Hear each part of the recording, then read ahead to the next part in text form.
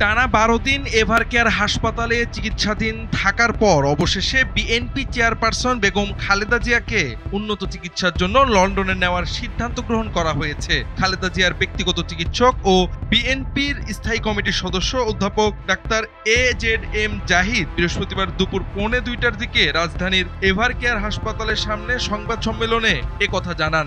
সংবাদ মাধ্যমের প্রচারিত খবরে জানা গেছে, বেগম খালেদা জিয়াকে নিয়ে শুক্রবার লন্ডনের উদ্দেশ্যে রওনা হবে কাতারের পাঠানো এয়ার অ্যাম্বুলেন্স। ব্যক্তিগত চিকিৎসক সহ ১৪ জন তার সঙ্গে যাবেন। এর আগে ঢাকাস্থ কাতার দূতাবাস থেকে বলা হয়েছে, বেগম খালেদা জিয়াকে বিদেশে নেয়ার জন্য দেশটির আমিরের বিমান কাতার এয়ার অ্যাম্বুলেন্স প্রস্তুত রয়েছে। চিকিৎসকদের সম্মতি পেলেই কাতার থেকে রওনা হবে। প্রধান উপদেষ্টার কার্যালয় থেকে জানানো হয়েছে, SSF এর নিরাপত্তা প্রটোকল অনুযায়ী বৃহস্পতিবার বেলা ১২টা থেকে বিকাল ৪টার মধ্যে এভারকেয়ার হাসপাতালের নিকটস্থ দুটি উন্মুক্ত মাঠে বাংলাদেশ সেনাবাহিনী ও বিমান বাহিনীর হেলিকপ্টার পরীক্ষামূলক অবতরণ ও উড্ডয়ন পরিচালনা করবে। এ বিষয়ে কোনো ধরনের অপপ্রচার বা বিভ্রান্তি থেকে বিরত থাকার অনুরোধ জানায় প্রধান উপদেষ্টার কার্যালয়।